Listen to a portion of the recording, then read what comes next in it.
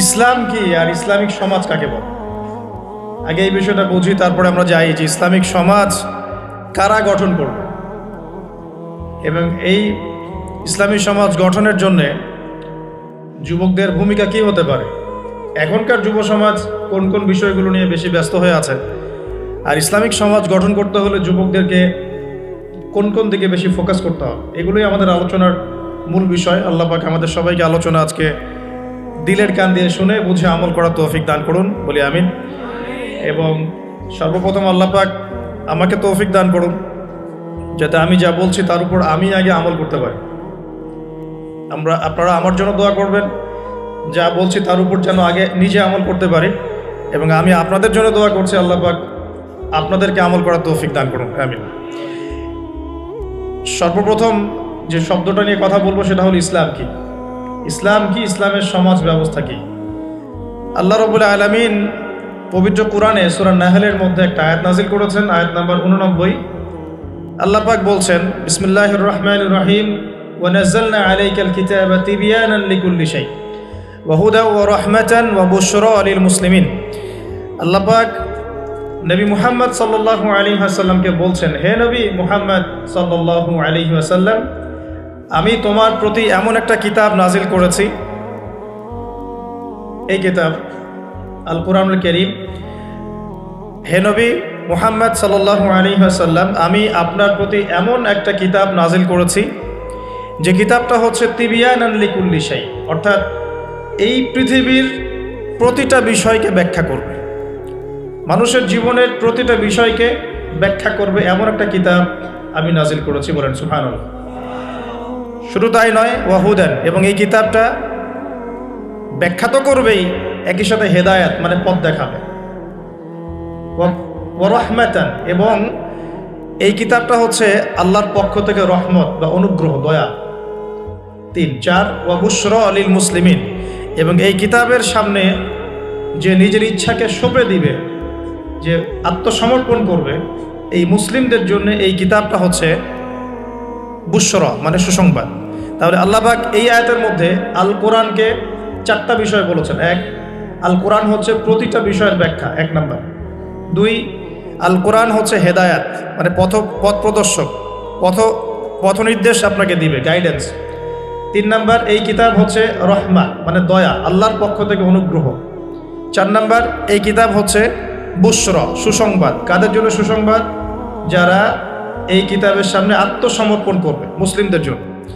তো এই আয়াত থেকে বুঝতে পারছি যে কোরআনে আল্লাহ পাক এমন কোনো বিষয় নাই যেটা ব্যাখ্যা করেন নাই, এবং কোরআনের প্রাসঙ্গিক ব্যাখ্যা হিসেবে আল্লাহ রাব্বুল আলামিন আবার হাদিস নাজিল করেছেন, যেটাকে আমরা সুন্নাহ বলি। এর দলিল কোথায়? সূরা হাশর আয়াত নাম্বার 7। কত নম্বর আয়াত? সূরা হাশর 7 নম্বর আয়াত। আল্লাহ পাক বলছেন, ওয়া মা আতাকুমুর রাসূলু ফাখুযু, রাসূল সাল্লাল্লাহু আলাইহি ওয়াসাল্লাম যা যা দেন নিয়ে নাও। রাসূল সাল্লাল্লাহু আলাইহি ওয়াসাল্লাম যা যা দেন নিয়ে নাও। ওয়া মা নাহাকুম আনহু ফান্তাহু, রাসূল সাল্লাল্লাহু আলাইহি ওয়াসাল্লাম যা যা ছেড়ে দিতে বলেন, নিষেধ করেন, ছেড়ে দাও। এখন রাসূল যা দেন সেটা কি কোরআনে আছে না হাদিসে আছে? বলেন। আচ্ছা, রাসূল যা থেকে নিষেধ করেন সেগুলো কি কোরআনে আছে না হাদিসে আছে? মনে করেন আমরা বললাম ঈশার নামাজ কয় রাকাত? ফরজ নামাজ 4 রাকাত। আর 4 রাকাত নামাজের মধ্যে মোট কতগুলো সেজদা হবে? 1 রাকাতে আমরা কয়টা সেজদা করব, কয়টা রুকু করব, রুকুর তাসবিহ কি পড়ব এবং কয়বার করে পড়ব, সেজদার তাসবিহ কি পড়ব, কয়বার করে পড়ব, 2 সেজদার মাঝখানে বসবো কিনা, 2 সেজদার মাঝখানে কোনো দোয়া পড়ব কিনা, রুকু থেকে উঠে সামি আল্লাহু লিমান হামিদা বলে রব্বানা ওয়া লাকাল হামদ বলতে হবে কিনা, এই খুঁটিনাটি বিষয়টা কি আপনি কোরআনে পাবেন? পাবেন না। কোরআনে পাবেন যে আপনাকে 5 ওয়াক্ত সালাত ফরজ করা হয়েছে। এখন আপনি হাদিসে গিয়ে পাবেন যে সালাতের ওয়াক্ত কেমন হবে, কখন হবে, কিভাবে ওযু করতে হবে, আপনি জুনুবি অবস্থায় থাকলে কিভাবে ফরজ গোসল করবেন, কিভাবে মেসওয়াক করবেন, ওযুর সময় কি আগে ধোবেন, বিসমিল্লাহ বলে কি আগে মাথা মাসা করবেন নাকি আগে হাতের কবজি পর্যন্ত ধোবেন, কি করবেন, ধারাবাহিকতা কেমন হবে, নামাজের দিকে আপনি কিভাবে যাবেন, কীরকম পোশাক পরলে নামাজ হবে, কেমন করলে নামাজ হবে না, কোন ওয়াক্তে নামাজ পড়লে নামাজ হবে, কোন ওয়াক্তে পড়লে হবে না, কোন ওয়াক্তের নামাজ কত রাকাত হবে, কোন রাকাতে কয়টা সেজদা করবেন, কয়টা রুকু করবেন ইত্যাদি, মানে খুঁটিনাটি বিষয়। এই খুঁটিনাটি বিষয়গুলো কিন্তু আছে হাদিসে। কোথায় আছে ভাই? এই হাদিস এবং সুন্নাহ প্লাস কোরআন, এই দুটোকে মিলেই হচ্ছে ওয়াহি, আল্লাহ পাকের ওয়াহি। এখন অনেকেই এই আয়াতের ভুল ব্যাখ্যা করতে পারেন যে আল্লাহ পাক তো বলেছেন কোরআনের সমস্ত বিষয় আমি ব্যাখ্যা করেছি, তাহলে হাদিসের কি প্রয়োজন আছে? উত্তর হচ্ছে আল্লাহ পাক কোরআনের সমস্ত বিষয়ের মূল নীতি ব্যাখ্যা করেছেন, আর হাদিসে গিয়ে এর বিস্তারিত ব্যাখ্যা করেছেন। আমি কি বুঝাতে পারছি? আরেকটা দলিল সূরা নাজম আয়াত নাম্বার 3-4, সূরা নাজম আয়াত নাম্বার 3-4 আল্লাহ রাব্বুল আলামিন বলছেন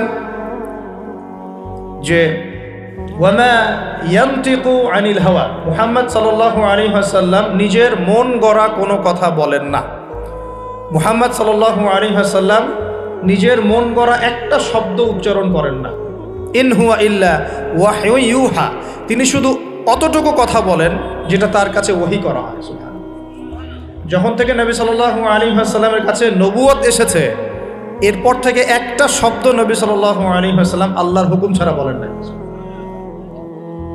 একদিন এক ব্যক্তি এসে জিজ্ঞাসা করছিল যে আল্লাহর কাছে সবচেয়ে নিকৃষ্ট জায়গা কোনটা আর সবচেয়ে উৎকৃষ্ট জায়গা কোনটা। নবী সাল্লাল্লাহু আলাইহি ওয়াসাল্লাম চুপ করে থাকেন অনেকক্ষণ। তিনি চুপ করে আছেন মানে তার কাছে ওহী নাজিল হচ্ছে। কি নাজিল হচ্ছে? ওহী। কিছু কিছু সাহাবী বলতেন, যেমন একজন সাহাবীর নাম হচ্ছে যায়েদ ইবনে হারেসা। তিনি একদিন বলেছিলেন, একদিন নবী সাল্লাল্লাহু আলাইহি ওয়াসাল্লাম আমার পাশে বসেছিলেন, তার উরু, তার পায়ের এই অংশটা আমার পায়ের উপরে ছিল। হয় না অনেক সময় আমরা বসি না একসাথে মসজিদের মধ্যে, তো এইরকম একটা অবস্থায় আল্লাহর রাসূলের উপর ওহী চলে আসছে। তো সাহাবী বলছেন, ওই সময় আমার কাছে মনে হচ্ছিল যে আমার পাটা মনে হয় ভেঙে গুঁড়া হয়ে যাবে। আমার কথা বুঝতে পারছেন না? ওহীর যে একটা ভার, ওহী আসছে, তিনি বুঝতে পারছেন যে তার ফিজিক্যালি তার মধ্যে অন্যরকম একটা স্ট্রেংথ চলে আসছে। আয়েশা রাদিয়াল্লাহু আনহা তিনি বলেছিলেন যে নবী সাল্লাল্লাহু আলাইহি ওয়াসাল্লামকে আমি দেখেছি প্রচণ্ড ঠান্ডার সময় তার কাছে ওহী আসছে, কোরআনের হাদিসের ওহী আসছে, এবং প্রচণ্ড ঠান্ডার মধ্যে তিনি দরদর করে ঘামা শুরু করেছে। তো ওহী আসলে বোঝা যেত কিছু একটা হচ্ছে।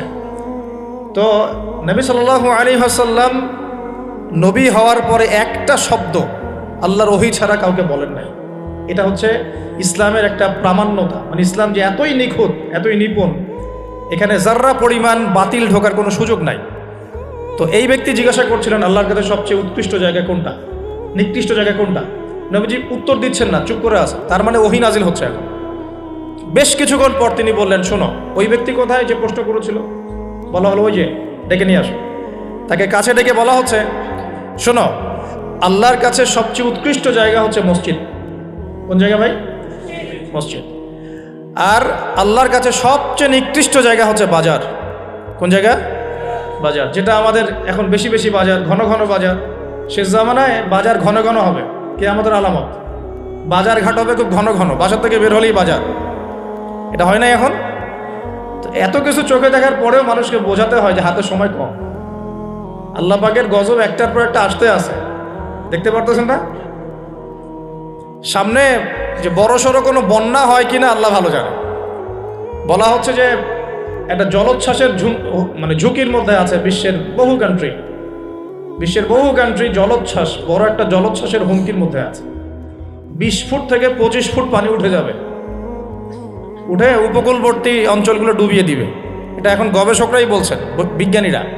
আর আমরা তো আগেই বলেছি, যখন একটা জনপদের মধ্যে শিরকের পাপ বেশি হয়, কোন পাপ? শিরকের পাপ। শিরক শুধুমাত্র ওই মূর্তি পূজা করাই শিরক নয়। আপনাদেরকে জানাই দিতে চাই, কবর পূজা করাও শিরক। কথা কি বুঝতে পারছেন? আমার কথা কিভাবে নেবেন জানি না, কিন্তু আমাকে তো বলতে হবে। শুধু মূর্তি পূজা করাই শিরক না, কবরে সেজদা করাও শিরক। তো যখন শিরকের সয়লাব হয় একটা এলাকার মধ্যে, একটা জাতির মধ্যে, তখন নূহ আলাইহিস সালামের কওমকে আল্লাহ পাক যেমন প্লাবন দিয়ে ভাসিয়ে দিয়েছিলেন, ওরকম বন্যা জলোচ্ছ্বাস প্লাবন দিয়ে ভাসিয়ে দিবেন আল্লাহ। কারণ নোংরামি ধুইতে হলে অনেক পবিত্র পানির দরকার। আর শিরক হচ্ছে সবচেয়ে নোংরা জিনিস। আল্লাহর জমিনের সবচেয়ে নোংরা জিনিস কি? শিরক। এগুলো তো গেল ধর্মতাত্ত্বিক শিরক। এখন তো শিক্ষার মধ্যেও শিরক, শিক্ষার মধ্যেও শিরকি আকীদা ঢুকিয়ে দেওয়া হচ্ছে। এবং এটা কোন আকীদা এটা বলার তো আর প্রশ্ন আসে না, সবাই বোঝেন কোন আকীদা। যখন মানুষ কোরআনের সৃষ্টিতত্ত্ব বাদ দিয়ে মানব রচিত সৃষ্টিতত্ত্ব বইয়ের মধ্যে ঢুকায়, এগুলো শিরক না? অর্থনীতির মধ্যে এখন শিরক আছে। কীরকম? আল্লাহ পাক হালাল যে অর্থনীতি দিয়েছেন ওটাকে বুড়া আঙ্গুল দেখিয়ে এখন সুদভিত্তিক অর্থনীতি চলছে সব জায়গায়। তো আল্লাহ পাকের হালালকে যে হারাম করে এটা শিরক না? এটা সূরা তওবা পড়বেন, সূরা তওবার 31 নম্বর আয়াত। আমি রেফারেন্সেই কথা বলছি, সূরা তওবার 31 নম্বর আয়াত পড়ে দেখবেন আল্লাহ পাক বলছেন যে আল্লাহর হালালকে যদি কেউ হারাম করে নেয় আর হারামকে হালাল করে নেয়, এই যে পরিবর্তন, এই কাজটা এটা কিন্তু শিরকি, কুফর, শিরক। আপনি আল্লাহর হালালকে হারাম করতে পারেন না।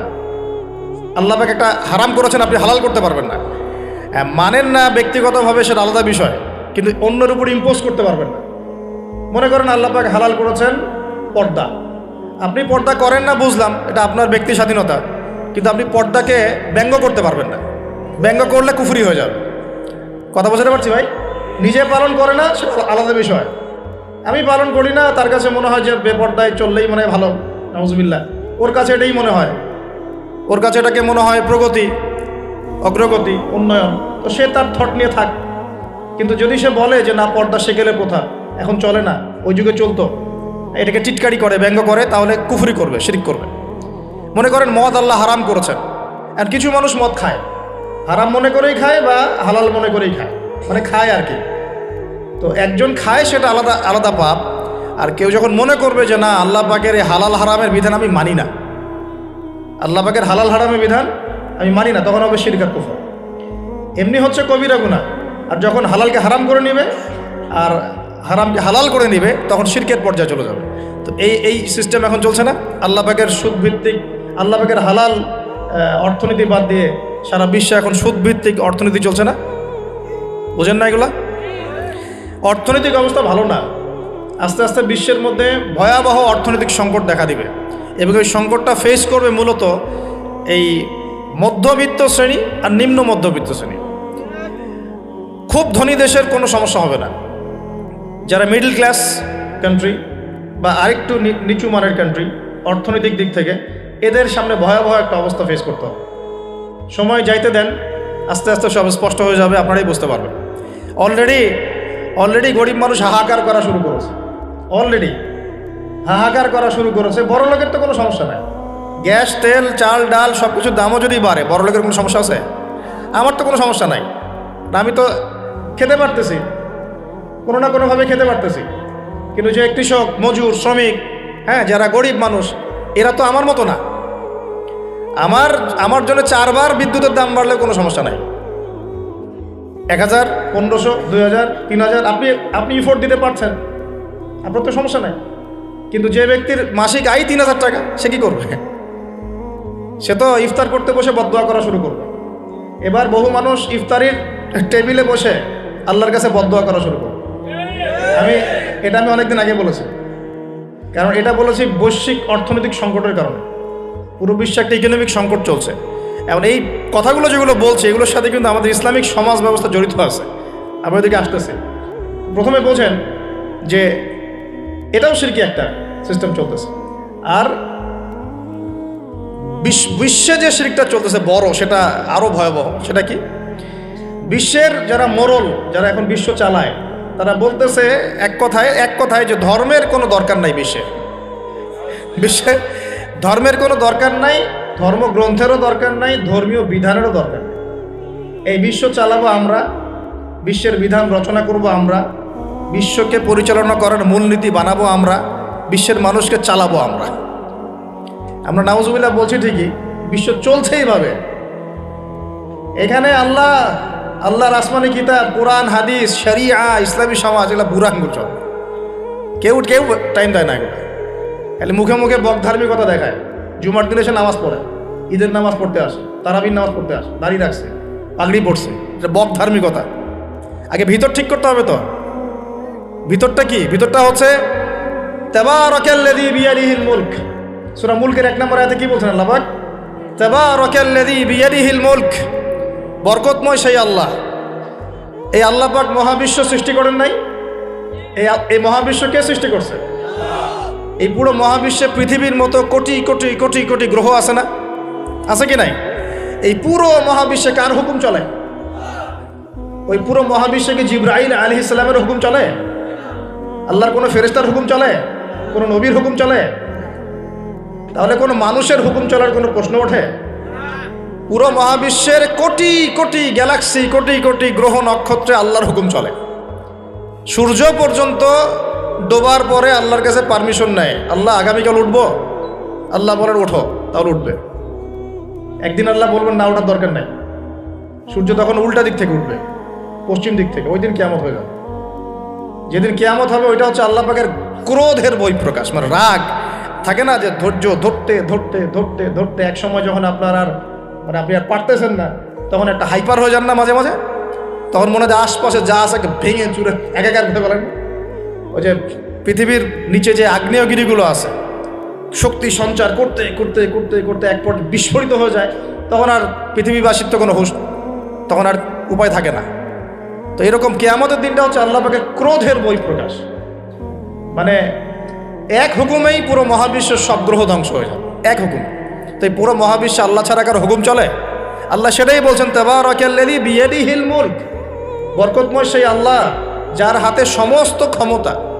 যারা দেখি ভাই, মুলক মানে কি? রাজত্ব। এখনকার তোমরা যারা পলিটিক্যাল সায়েন্স পড়াও, তোমাদের বা আপনাদেরকে বলছি, রাজত্ব মানে কি? রাজত্বের ইংরেজি প্রতিশব্দ কি? সভরেন্টি। মানে বলেন, সভরেন্টি মানে কি? সার্বভৌমত্ব। মানে কি? সার্বভৌমত্ব। আল্লাহ পাক বলছেন মহাবিশ্বের সার্বভৌমত্ব আমার হাতে। সুবহানাল্লাহ। কার হাতে? মহাবিশ্বের সার্বভৌমত্ব কার হাতে? সভরেন্টি কার হাতে? দুনিয়াতে এই সভরেন্টি সার্বভৌমত্ব মানুষের হাতে। বুঝেন নাই মনে? এই দুনিয়াতে সভরেন্টি, মুলক, সার্বভৌমত্ব এখন আল্লাহর হাতে নাই, মানুষের হাতে। মানুষ যা মনে করে তাই চালায়। এখন আল্লাহ পাকের বিধান, আল্লাহ রাসূল এগুলো। তো এটা হচ্ছে সবচেয়ে বড় শিরক সারা বিশ্বের। এটা সারা বিশ্বের সবচেয়ে বড় পর্যায়ে শিরক। তো শিরকে ডুবে আসি আমরা, এটাকে বোঝেন।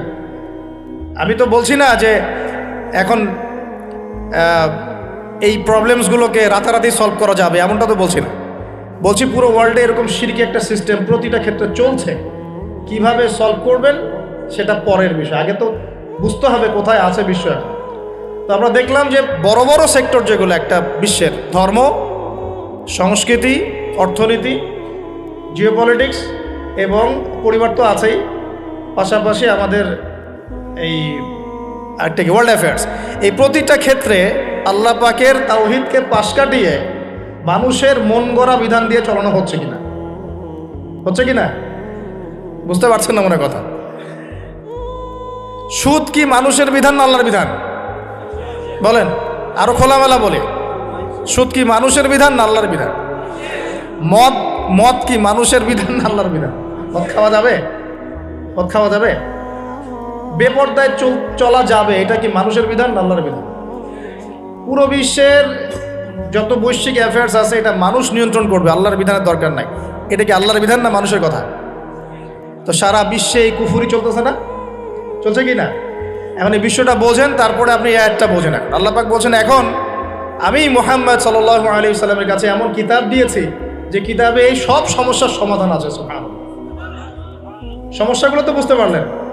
আল্লাহ পাক বলছেন, হে মুহাম্মদ বলেন সাল্লাল্লাহু আলাইহি ওয়াসাল্লাম, আমি তোমার কাছে এমন একটা কিতাব দিয়েছি যে কিতাবের মধ্যে প্রতিটা বিষয়কে আমি ব্যাখ্যা করেছি, সমাধান দিয়েছি।